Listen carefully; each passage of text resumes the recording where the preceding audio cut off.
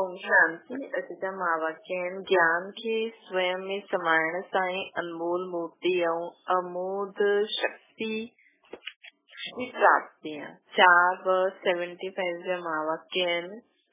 सभी संगम युगी श्रेष्ठ आत्मायूं हिन समय चातक जे समान आहिनि। जीअं सीप जे लाइ चईंदा आहिनि कि हर बूंद खे स्वयं में समाइण सां मोती ठाहे सघिबो आहे। ईअं ई तव्हां सभी जो ज्ञान जे बोल व महावाक्य ॿुधंदा ऐं धारण कंदा आहियो, उहो हिकु हिकु बोल छा ठही वेंदो आहे। तव्हां बि हुनखे मोती ठाहे ॾींदा आहियो न। ऐं हिते हिकु हिकु बोल पदमपति ठाहिण वारो ठही वेंदो आहे। अर्थात असां जेतिरो ज्ञान धारण कंदासीं ओतिरो असांखे उहो हीरे जवाहरातनि जे रूप में मिलंदो। हिकु हिकु बोल अमूल्य तॾहिं रहंदो आहे जॾहिं असां हुनखे धारण कंदा आहियूं। जीअं चातक बूंद खे धारण करे वठंदो आहे, वैसे ई असां बि हिन ज्ञान खे ॿुधी करे समाए वठंदा आहियूं। समाइण जो प्रत्यक्ष स्वरूप छा ॾेखारण में ॾींदो आहे। ईअं ई हर संकल्प, हर बोल, हर कर्म पद्मनि जे जमा करण जो आधार ठही वेंदो। अगर असां हर ज्ञान के समाईंदा था वञूं त असांजो हर संकल्प, हर बोल, हर कर्म द्वारा पद्मनि जी कमाई थींदी आहे। बाबा चवनि था अर्थात हर सेकंड जे बोल में वो आत्मा पदमपति स्वरूप में ॾेखारण में ईंदी आहे। हर सेकंड जे बोल में वो आत्मा पदमपति स्वरूप में ॾेखारण में ॾींदी आहे। मतलब हिकु बोल वो ॻाल्हाईंदी न त उन द्वारा ॾाढनि जो कल्याण थी वेंदो। स्थूल धन जो नशो ऐं ख़ुशी चेहरे ते चमकती हुई ॾेखारण में ॾींदी आहे, लेकिन हूंदी वो अल्पकाल जे लाइ आहे। परंतु ज्ञान चातक जे चेहरे ते ख़ुशी जी झलक सदा स्पष्ट ॾेखारण में ॾींदी आहे। पंहिंजे दर्पण में टे नेत्र द्वारा पंहिंजी अहिड़ी झलक खे हर समय ॾिसंदा आहियो। बाबा चवनि था पंहिंजे दर्पण में टे नेत्र द्वारा पंहिंजी ख़ुशी जी झलक सदा चेहरे ते स्पष्ट ॾेखारण में ॾेवो अनुभव कंदा आहियो।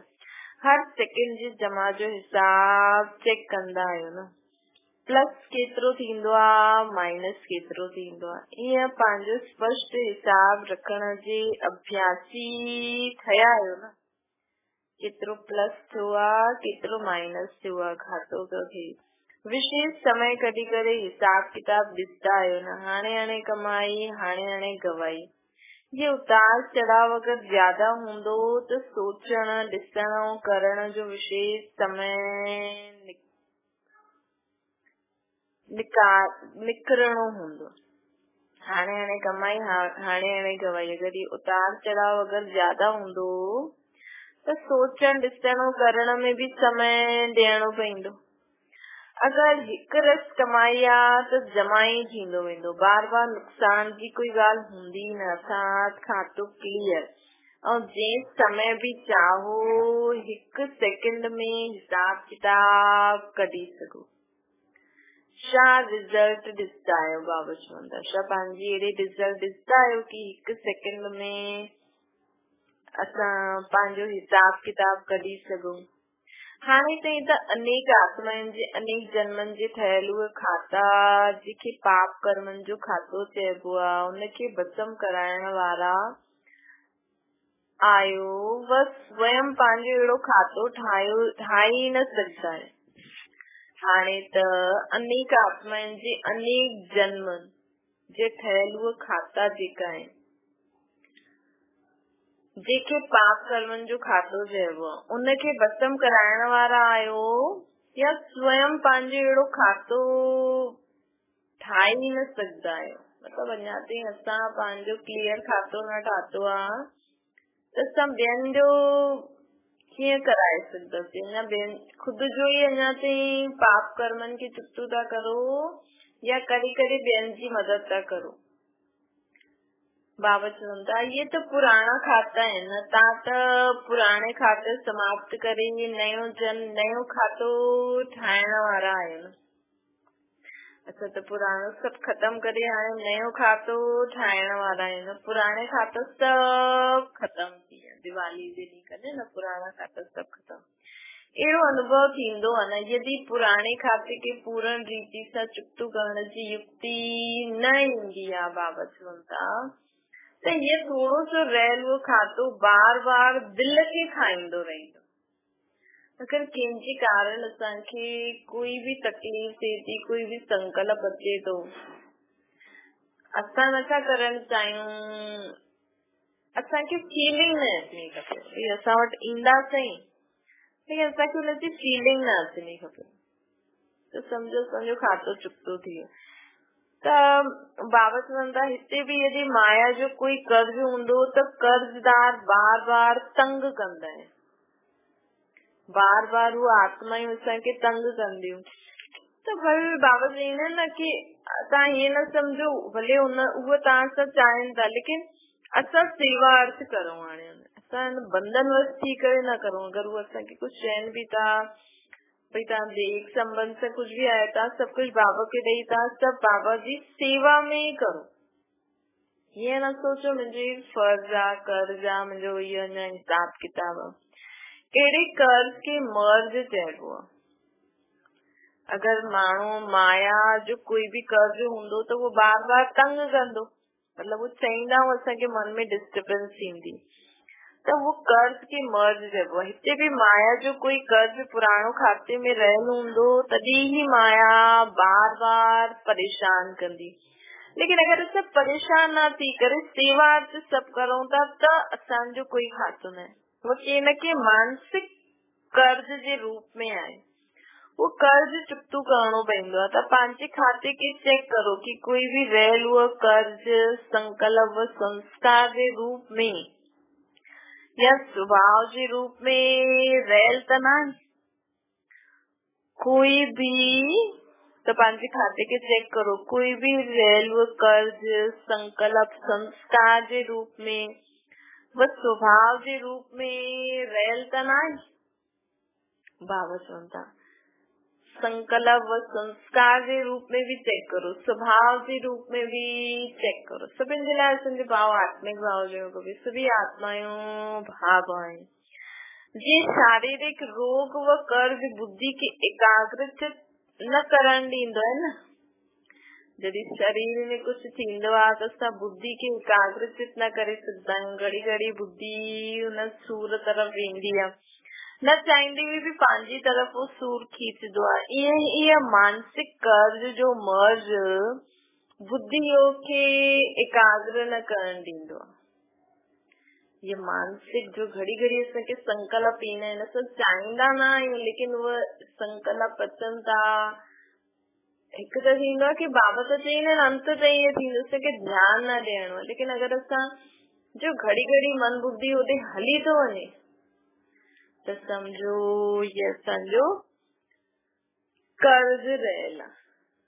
त ध्यान ई बाबा खे असां अगर बुद्धि में बाबा खे रखंदासीं, मन में दृढ़ संकल्प कंदासीं कि बाबा जो ही यादि करणो, त कोई भी संकल्प ईंदो, कोई भी ॻाल्हि ईंदी, असांजो मन बुद्धि डाइवर्ट न थियणो खपे। बाबा चईंदा न हिकु मूंसां योग लॻाईंदा, मूंसां संबंध जोड़े रखो त सभु बंधननि सां मुक्त थी वेंदो, बल्कि विघ्न रूप ठही वेंदो आहे। पोइ अगर ईअं आहे मानसिक कर्ज जो मर्ज बुद्धि योग खे एकाग्र न करण ॾींदो आहे, एकाग्र न करण ॾींदो त उहो विघ्न रूप ठही वेंदी उहा ॻाल्हि कि असांखे बाबा सां उहा एकाग्र नथी करण ॾे उहा ॻाल्हि। त असां घड़ी घड़ी हुन ॻाल्हि जे कारण बाबा सां डिस्कनेक्ट थी वेंदासीं। इहे त विघ्न आहे न, कोई ॻाल्हि अगर असांखे बाबा सां डिस्कनेक्ट करे थी त उहो विघ्न थी वेई न। हाणे त समय जी समाप्ति जो समय अचण वारो आहे, त पंहिंजा बि सभु हिसाब खे चेक करो ऐं समाप्त करो, सभु हिसाब खे चेक करो ऐं समाप्त करो। बाबा चवनि था हिसाब किताब ईंदो त आहे न, मतलब हिसाब किताब करण मास्टर नॉलेजफुल तो थिया है न। पुराने खाते जो कर्ज आ या त व्यर्थ संकल्प विकल्पन जे रूप में हूंदो या कोई संस्कार स्वभाव के रूप में हूंदो। अगर असां जो पुराणे खाते जो कोई भी कर्ज रहेला न त वो या तो असांखे व्यर्थ संकल्पन जे रूप में ईंदो या पोइ इन स्वभाव संस्कार व्यर्थ संकल्प विकल्प रूप में ईंदो या स्वभाव संस्कार जे रूप में ईंदो बाबा चवनि था। हिननि ॻाल्हियुनि सां चेक करो कि संकल्प हिकु याद भी हिक खे कंदा आहियूं अथवा करण हिक खे ई चाहींदा आहियूं ऐं थींदो ॿियो आहे। पंहिंजी तरफ़ छा खींचदो आहे, छो खींचदो आहे, बोझ आहे या कोई बोझ आहे कोई त पंहिंजी तरफ़ खींचदो आहे बाबा चवनि था। अगर बोझ आहे त पंहिंजी तरफ़ असांखे खींचदो आहे। हल्की चीज कभी भी हेठ न ईंदी, वो चढ़ती कला में हूंदी। कहिड़े भी प्रकार जो बोझ केतिरो भी मथे करण चाहे त मथे कहिड़े भी प्रकार जो बोझ असांखे मथे न वधण ॾींदो आहे, मतलब अॻियां न वधण ॾींदो आहे। अगर बोझ हूंदो त उन चीज खे त मथे न खणे सघंदा आहियूं न, बल्कि हेठ ई ईंदो। अगर असां बोझ वारी चीज के मथे खणी करे उड़ाइण जी कोशिश करो लेकिन उड़ी न सघंदो, वो घड़ी घड़ी हेठ ई ईंदो न। यही सॼे ॾींहं में मनसा वाचा कर्मणा में संबंध संपर्क सेवा में न ॻाल्हियुनि खे चेक करो। कहिड़े संकल्प जे कारण मुंहिंजी बुद्धि और बाबा सां डिस्कनेक्ट थिए थो, कहिड़े बोझ जे कारण मां बाबा सां डिस्कनेक्ट थी वियमि, कहिड़े कर्म जे कारण, कहिड़े संबंध संपर्क सेवा में ईंदा आहियूं त कहिड़ी ॻाल्हि जे कारण मां हेठि अची वियमि। अगरि असांजो बुद्धि योग हेठि अची वियो, असांजे मन में उहो संकल्प एॾो परेशान थो करे कि असां बुद्धि बाबा सां कनेक्ट ई नथा करे सघूं। सेवा जा भी प्लान्स ऐं प्रैक्टिकल में संकल्प ऐं कर्म में अंतर छो आहे? सेवा जा असां प्लान ठाहींदा आहियूं त प्लान के प्रैक्टिकल लाइण में संकल्प के कर्म में लाइण में अंतर छो न? अंतर जो कारण सोचदा हो त स्पष्ट ॾेखारे में ईंदो कि कोई न कोई असां में कमी हुजण जे कारण प्लान ऐं प्रैक्टिकल में अंतर आहे। असां जो प्लान करूं था कि असांखे हीअं करणो आहे, रोज सुबुह जो उथी करे बाबा खे यादि कंदा आहियूं, बाबा जो भी मुरली में असांखे डायरेक्शन ॾींदा आहियूं उन अनुसार असां सेवा जो प्लान ठाही हिन सृष्टि ते आयासीं। पोइ उन प्लान खे असां प्रैक्टिकल में छो न लाए सघियासीं? छा असांजी कमी आहे? असांजी ही कमी हूंदी आहे कोई न कोई। सर्वशक्तिवान में मां सां कहिड़ी विशेष शक्ति जी कमी आहे जो मां अॼु इहा सेवा जो प्लान प्रैक्टिकल में न लाए पाया। जी योद्धो मैदान में सर्व शस्त्रधारी न ठही वेंदो आहे त समय ते कहिड़े साधारण शस्त्र जी भी आवश्यकता पइजी वेंदी आहे त उन साधारण शस्त्र जी कमी भी ॾाढो नुक़सान करे ॾींदी आहे। ॾिसो, अगर शस्त्रधारी पंहिंजे मैदान ते अचे ऐं अगर हुनखे कोई हिकु साधारण शस्त्र भी न हुजे, अगर वो न हूंदो त हुनखे नुक़सान पइजी वेंदो न। त हिते भी सर्व शक्तियुनि जो समूह खपे, अर्थात सर्व शस्त्रधारी खपे, सर्व शस्त्रधारी खपे। बाबा चवनि था पंहिंजी बुद्धि सां भले ही जज कंदा आहियो कि ये त साधारण ॻाल्हि आहे, ये कॾहिं भी समय ते वॾो धोखो, पंहिंजी बुद्धि सां भले ही जज कंदा आहियो कि ये त साधारण ॻाल्हि आहे, ये कॾहिं भी समय ते वॾो धोखो ॾींदी आहे। हिन करे टाइटल ही आहे मास्टर सर्वशक्तिवान। बाबा चईंदा आहिनि ॾिसो कई ॿारनि खे जज भी थींदो आहे, मतलब जेकी जेकी ॻाल्हियूं असां नंढी सोचदा आहियूं न, अरे कुछ भी न थींदो ईअं हूअं, लेकिन कॾहिं कॾहिं वो नंढी ॻाल्हि भी असांखे ॾाढो धोखो ॾेई छॾंदी आहे। हिन करे बाबा चवनि था पंहिंजो टाइटल सदा यादि रखो, मां मास्टर सर्वशक्तिवान आहियां।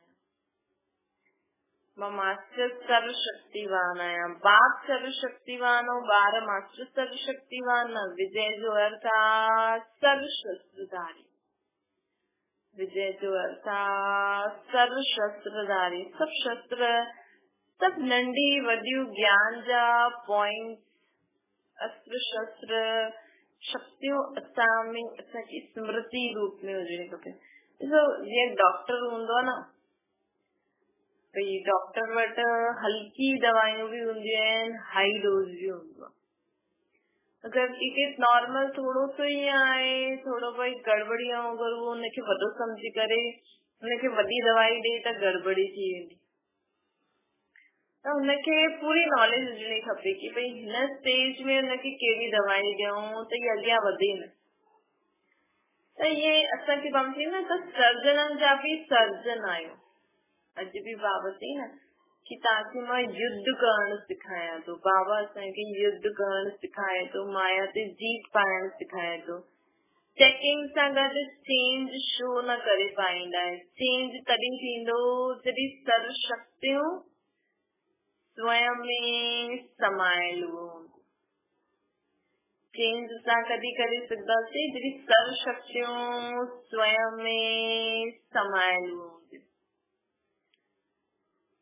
अर्थात नॉलेजफुल सां गॾु गॾु पावरफुल, ॿिन्हिनि जो बैलेंस खपे। बाबा चवनि ॿिन्हिनि जो बैलेंस खपे। नॉलेजफुल सां गॾु गॾु पावरफुल, ॿिन्हिनि जो बैलेंस हूंदो त ही असां करे सघंदासीं कमु। त बाबा चवनि था चेकिंग सां गॾु चेंज छो न करे सघंदा आहियो? नॉलेजफुल सां गॾु गॾु पावरफुल, ॿिन्हिनि जो बैलेंस खपे, तॾहिं असां चेक जो कंदा आहियूं, हुनखे चेंज भी करे सघंदा आहियूं।